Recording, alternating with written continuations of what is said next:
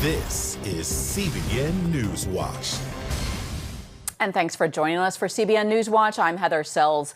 The National Hurricane Center has upgraded Tropical Storm Dorian to hurricane status. There's concern about its impact on Puerto Rico today, and it poses a great potential threat for the U.S. mainland in just a few days. The Hurricane Center says it could grow into a dangerous Category 3 hurricane as it pushes northwest in the direction of Florida. Right now, the center has issued a hurricane warning for the islands off of Puerto Rico, and there's worries about landslides, widespread flooding, and power outages in Puerto Rico due to heavy rainfall. The U.S. territory is still recovering from Hurricane Maria just 2 years ago and is now bracing for another hit. I think FEMA took a very aggressive stance for Dorian. It is the first system of the year, and we understand that the island is still very fragile. Meteorologist Joe Bastardi with Weather Bell Analytics joins us now with more. Joe, I understand that Dorian continues to strengthen with 70-mile-an-hour winds right now. What does that mean for Puerto Rico? Well, Puerto Rico is probably going to miss the brunt of the storm. It's the Virgin Islands. They're going to get it worse because the center will pass just to the east of Puerto Rico. Still be a bad storm there, nothing like Maria and some of the other storms that have devastated Puerto Rico. But it will still be a formidable storm. The Virgin Islands going to have minimal hurricane conditions. We've been out in front here at Weather Bell always stating from the get-go that we believe this storm will be at its strongest point as it's approaching the U.S. mainland. And so we're seeing that forecast. Also, the National Hurricane Center is in that boat now also. And this could be a very, very bad situation. For those of you who remember Francis back in 2004, this path into Florida may be similar to Francis back in 2004. But then the breakdown of the ridge that's steering it westward will mean the storm will try to stall over the southeast part of the United States. Remember what happened with Harvey? Harvey got caught by an upper air feature that stopped it in close to the coast. It led to excessive rainfalls. So we are this is one of these two-pronged attacks coming, one with the major hurricane that this could grow into, and the other with the rainfall after landfall. So, Joe, we're looking at the Virgin Islands today. It sounds like really taking the brunt. And then what kind of timeline are we looking at for the U.S. mainland, and where might be the areas where it might hit the hardest? Well, I think between West Palm Beach and Daytona Beach, we've got it aimed in there and arriving sometime Sunday morning and then reaching the Tampa area, which is a Tampa area in the evening. Now, this is a real tough forecast problem because if you remember with Matthew, for instance, Matthew trying to move northwest, they don't like to go ashore in that part of Florida because of what we call frictional effects. And the problem is if it does go ashore and continues westward, it could get to a position close to Tampa or out in the Gulf of Mexico and be crawling. And when it does that, Tampa gets into the strong southwesterly winds that can really cause problems with Tampa Bay. If you remember with Irma, the wind blew out of the northeast quite a bit and blew a lot of water out of the bay. And then Irma wasn't that strong. It stayed up over North Florida after it was weakening. But this, if it reaches the Gulf of Mexico and tries to continue out into the Gulf at a slow rate of speed, could be a very, very bad storm for Tampa. Their benchmark storm, I believe, is in 1921. They had a Category 3 hurricane hit them from the southwest. This is not like that, but this is still a forecast problem also on the west coast of Florida and then into the southeast after that. All right, and I want to ask you, too, about Tropical Storm Erin, which is well off the East Coast, but does that pose any threat at this point in time? Erin is just going to interact with the warm, moist air that's around Erin is going to interact with a cold front, lead to some pretty heavy rains in southeast New England, but very, very light winds. There's strong winds with Erin, or 35, 40 knot winds, will stay out over the water. So Erin is not a problem. And we're going to be watching the Gulf of Mexico, by the way, for mid and latter part next week, the Western Gulf for possible development. And you can see what's going on here, that these systems are getting stronger away. Okay, this storm is getting stronger around Puerto Rico, but unlike Irma, unlike Maria, unlike I believe it was Josephine or Joseph or whatever the J storm was, they're not intensifying rapidly to the east of the islands. They're waiting till they get to and beyond the islands. And no matter where a storm comes from, my definition of an active season is if you get hit, you have an active season. So, yeah. Well, it's that time of year, I know, for all of the U.S. right now as we're watching and waiting. Joe Bastardi, thanks for your time. well, thank you for having me on. Today, British Prime Minister Boris Johnson received the Queen's agreement to suspend Parliament until mid-October, just a few weeks before the Brexit deadline. His opponents are calling it a maneuver to ram through Brexit. Analysts are still trying to figure out what Johnson has up his sleeve. Dale Hurd has the story. Boris Johnson says he has good reasons for suspending Parliament until just 2 weeks before the Brexit deadline, and that he's not being undemocratic as his opponents allege. No, well, that is completely untrue. If you look at what we're doing, we're bringing forward a new legislative programme on crime, on hospitals, making sure that we have the education funding that we need. And there will be ample time on both sides of that crucial October the 17th summit, ample time in Parliament for MPs to debate the EU, to debate Brexit and all the other issues. Ample time. Few would agree that 2 weeks is ample time. Scottish leader Nicola Sturgeon said what Johnson did was a coup d'etat. This is about trying to stop a majority in Parliament coming together to avoid a no-deal Brexit. But Stephen Barclay, Britain's Minister for Exiting the European Union, said today that Prime Minister Johnson is still aiming for a deal. And Brexit Party leader Nigel Farage warned in a tweet, if he does pursue a withdrawal agreement, then the Brexit Party will fight him every inch of the way. But if he now wants a clean break Brexit, then we would like to help him secure a large majority in a general election. All the disagreement shows how former Prime Minister Theresa May was done in by her inability to get a consensus on Brexit in Parliament or even in her own Conservative Party. And Johnson, with this move, seems to be removing that obstacle from his way and making it a lot harder for opponents in Parliament to stop Brexit. They have far less time to bring in legislation to try and stop no deal and to force the government into an extension, and if that doesn't work, then to do something else instead. But Johnson got support from President Trump, who tweeted that Boris is exactly what the UK has been looking for. Dale Hurd, CBN News. Purdue Pharma, the makers of the powerful painkiller OxyContin, may settle out of court as early as this week for its role in America's deadly opioid crisis.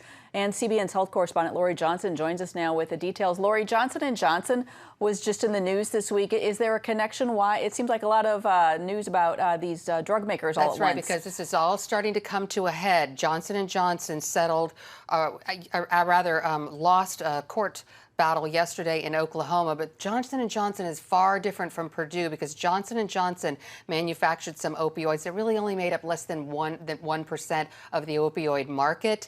Purdue Pharma, these are the makers of OxyContin. This is what started the whole thing back in 1996 when Oxy came onto the scene.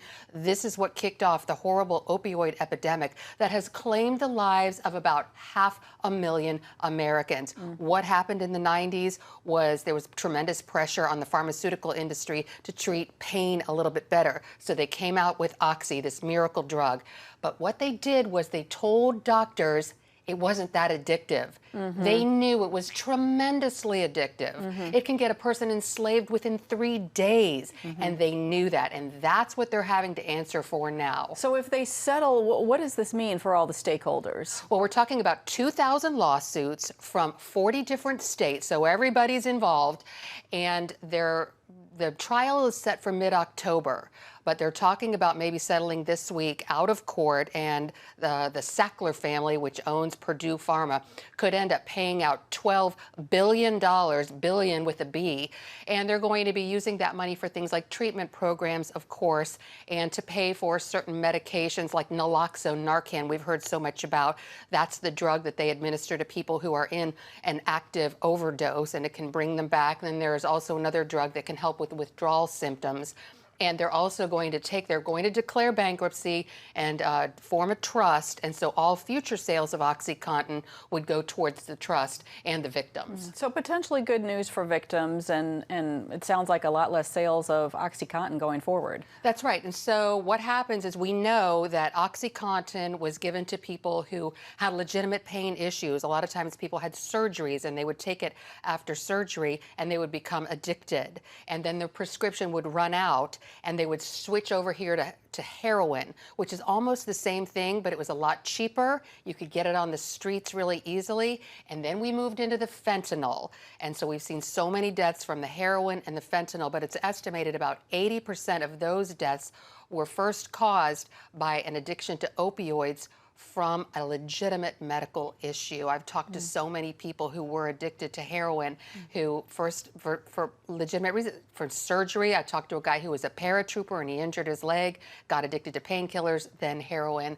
It's horrible, it really is. And so hopefully with not having the access to as many of the prescription painkillers, then the fentanyl and the heroin abuse will curtail as well. All right, well, thanks for your reporting. My pleasure.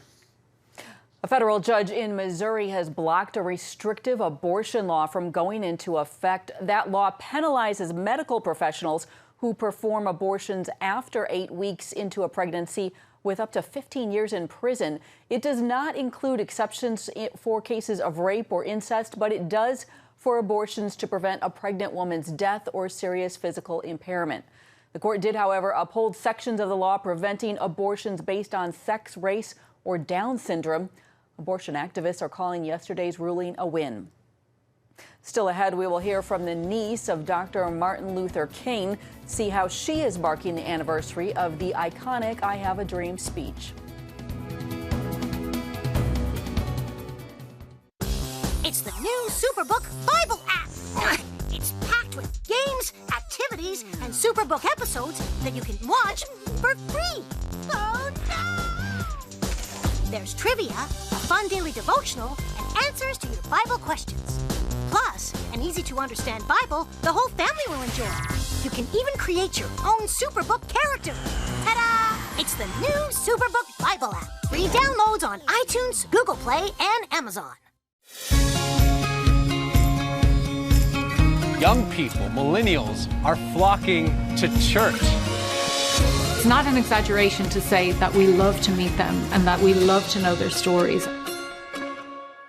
Come home to the Southern Gospel Station from CBN Radio. You'll enjoy a rich Southern blend of bluegrass, classic gospel, and Southern Gospel favorites. CBN Southern Gospel. Available now at cbnradio.com. Woohoo! Hi, Superbook fans. Here's something else you'll love. It's the new Superbook Bible app. It's packed with games, activities, and Superbook episodes that you can watch for free. Oh, no! There's trivia, a fun daily devotional, and answers to your Bible questions. Plus, an easy-to-understand Bible the whole family will enjoy. You can even create your own Superbook character. Ta-da! Whoa! No Spur Falls man coming. Sorry, pardon me. Sorry, excuse me. Ouch! Are you getting this? Earn super points to win daily prizes, too. And so much more! Time to get back to my adventures. See you soon. It's the new Superbook Bible app. Free downloads on iTunes, Google Play, and Amazon. Today marks the 56-year anniversary of Dr. Martin Luther King's iconic I Have a Dream speech. Our Charlene Aaron spoke with his niece, Dr. Alveda King, about the anniversary and her new film, Roe v. Wade. First of all, today you are marking the anniversary of the landmark I Have a Dream speech with a new report, Black and Brown Americans in Search of the American Dream. Tell us about it.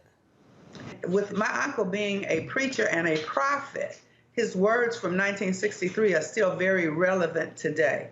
So now here in the 21st century, we have 30 contributors or authors in a new report, Black and Brown Americans in Search of the American Dream, a 21st century treatise. It started out, Charlene, dealing with reparations And should we pay reparations for slavery, even though that was 400 years ago? And can't we just apologize? You know, so many different things. But the topics began to expand. And we looked at so many different things: healthcare, the economy, the pro-life issue, the family issue, the state of the black man, and on and on. So much of that is covered in that report. It's available at Amazon.com right now. I think you can go over there. Black and Brown Americans in Search of Their American Dream. It sounds like a powerful report. And I understand that your team just wrapped production for a new film, Roe v. Wade. Can you tell us a little bit about some of the obstacles that you faced during production?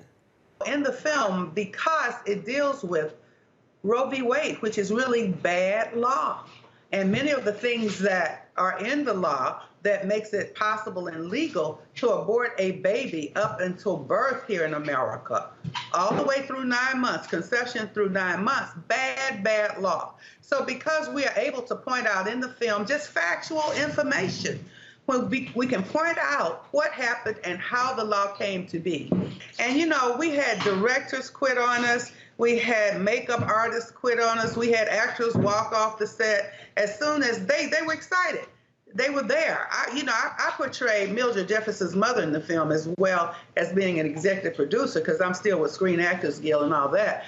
But as we were working on the set, they would get a text or a call. I can't be in this. I have to leave. I have to go right now. This is terrible. You are haters. You are haters. Well, we weren't haters. We were just making a film telling the truth. We had some donors who said, well, no, we don't want to be involved in this. We found out that this is not what we want to do. So we had a lot of opposition, a lot of spiritual warfare, but we have prayed our way through, and we are very happy to have done a beautiful job.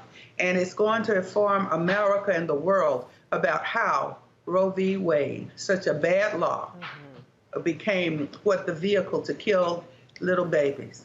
Well, we are certainly going to be on the lookout for that film. Alveda King, thank you so much for your time today. Thank you. God bless you. God bless.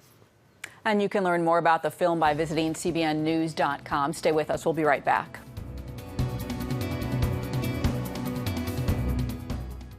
Are you suffering from feeling tired or worn out during the day? Can you not turn off your brain at night? You are not alone. Hi, I'm Dr. Michael Bruce, the Sleep Doctor, and I've partnered with the Christian Broadcasting Network, and we're going to bring you some unbelievable information that you can use tonight to get a better night's rest. Wake up to your best life. Call 1-800-700-7000 or go to CBN.com to get your free copy of Protect Your Sleep today. If you want to be an attorney with a passion for serving people and for excellence, Regent University needs to be high on your list. Regent's award-winning law school doesn't just create lawyers. We create leaders, judges, prosecutors and defense lawyers, civil litigators, and leaders in government. My focus has been trying to really make sure we have the future leaders we need for the bench and the bar and for society generally. You'll learn from highly credentialed leaders who are current and former judges, distinguished scholars, and ACLJ counsel. I'm so glad I chose Regent. The relationships here have been amazing. The faculty have been amazing. Not everybody's called to the same thing when they leave law school, but they're called by a God who has a purpose for their lives, and He is going to use that education to make a difference in the world. Regent will prepare you to be a purpose-driven, practice-ready lawyer. To start your rewarding law career, complete the online application, submit your transcripts, and take the law school admissions test by July. Apply today. If you want to be an attorney with a passion for serving people and for excellence, Regent University needs to be high on your list. Regent's award-winning law school doesn't just create lawyers. We create leaders, judges, prosecutors and defense lawyers, civil litigators, and leaders in government. Ready to become a purpose-driven, practice-ready lawyer? To start your rewarding career, complete the online application, submit your transcripts, and take the law school admissions test by July. There's a lot of concern in Puerto Rico today as the island has not yet fully recovered from Hurricane Maria. Its power grid is considered unstable. There are some 30,000 homes there with blue tarps for roofs. And the Transportation Secretary says that more than 1,000 roads are still blocked by landslides from Hurricane Maria. FEMA and some faith-based groups on the island have been preparing for Dorian, and we are joined now by Jonathan Santiago. He is the director of Send Relief in Puerto Rico. Send Relief is the compassion ministry of the North American Mission Board, with the Southern Baptist Convention. Jonathan, thank you so much for joining us.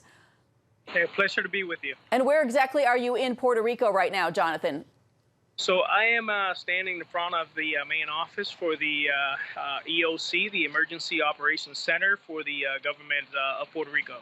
What are conditions like there right now?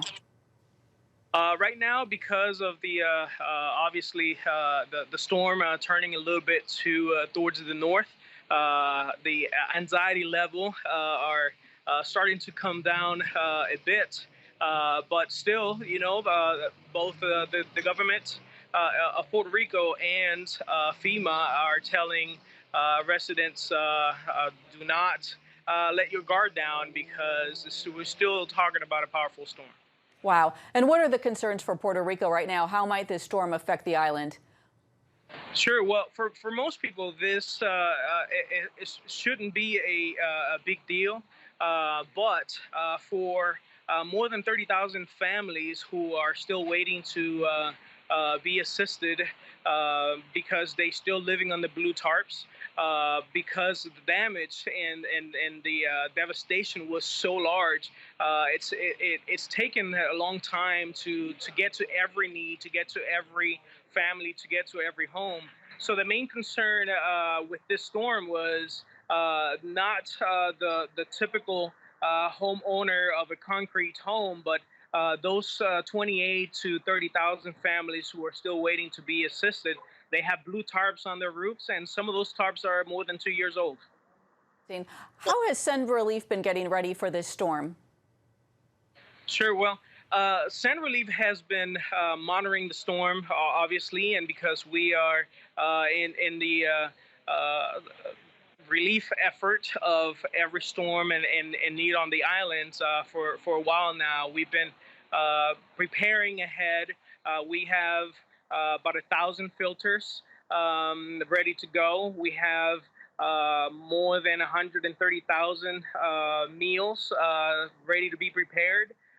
We have volunteers waiting to respond. So we are coordinating with local churches here on the island to make sure that their kitchens are ready, their churches are ready to receive folks from the community and assist the local government and the federal government in anything they request from us. Wow. I remember reporting after Hurricane Maria on the island, and it seemed that many pastors were really in the role of first responders. Do you see it that way this time? That is correct. Yeah, they're front line of the response because of not just their passion to assist and help their community, but because they know that in the midst of crisis and in the midst of hurt and devastation, the best help that we can provide is always the hope that we have in Jesus Christ. All right. Well, Jonathan Santiago, we appreciate what you're doing there. Thanks for your time right now. Thank you. Thank you for the help. And if people want to volunteer and assist with Send Relief, they can go to sendrelief.org, and we'll be glad to connect them. All right. Very good. Thank you, Jonathan. Thank you. And we'll be right back. Stay with us. Prophecy thousands of years old. We were called to be a light to the world. Being fulfilled today. Discover how. Get to life. Call 1-800-700-7000. We consider it our duty to reach out and help others around the world. For a gift of $10 or more, you can own the acclaimed CBN documentary To Life. Just call 1-800-700-7000 or log on to CBN.com. To treat a human, no matter what he is, which religious he have, which color he is. This is what I'm doing. See how the people of Israel are fulfilling prophecy History is being written, and I want to be a part of it. by sharing their knowledge In Africa, in Asia, in South America, in East Europe. and their love. This is how we work. This is us. Get to life. Call 1-800-700-7000 or log on to CBN.com. Get Protect Your Sleep and discover how to improve the quality of your life. A free DVD or booklet from the Christian Broadcasting Network. If you're not a great sleeper, you can do things to make yourself a great sleeper. If you're already a pretty good sleeper, you can enhance your sleep and be even better. 5 leading experts help remove the obstacles between you and restorative sleep. When you don't get a restful night's sleep, you wake up with an accumulation of stress. Call 1-800-700-7000 or go to CBN.com to get your free DVD or booklet today. Everything you do better with a good night's sleep. You'll discover how food affects your sleep, how to put insomnia to rest, explore effective remedies for sleep apnea, and much more in Protect Your Sleep. Wake up to your best life and get Protect Your Sleep today.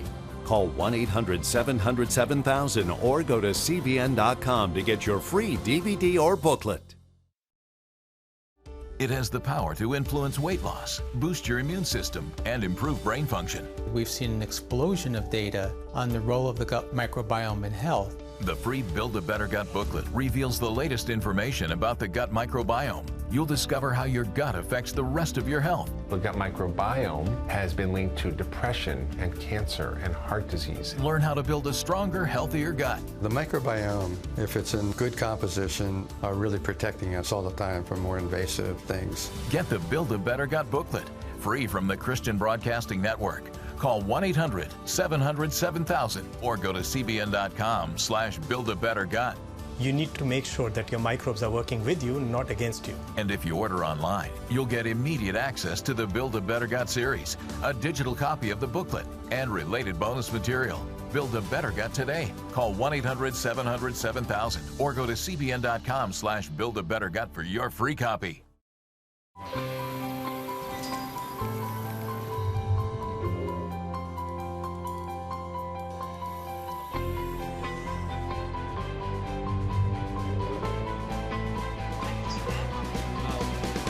I am Region's first ROTC graduate student.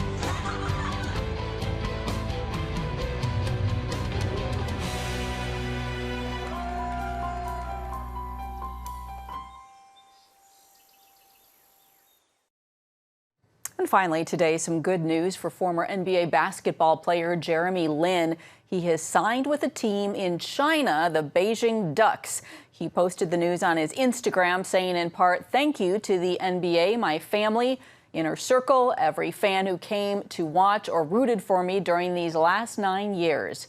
Lin has always been vocal about his Christian faith and made history as the first Asian American player to win an NBA title. After leaving the Toronto Raptors and becoming a free agent, Lin struggled to get signed to a new team. Now it appears things are looking up for him. And that is it for this edition of Newswatch. You can find more on the issues that you care about most at cbnnews.com. And you can always watch CBN News programs anytime on our CBN News Channel. We'd love to know what you think about the stories that you've seen right here. So email us at newswatch@cbn.com or reach out and touch us on Facebook, Twitter, and Instagram. We hope that you'll join us next time. Have a great day.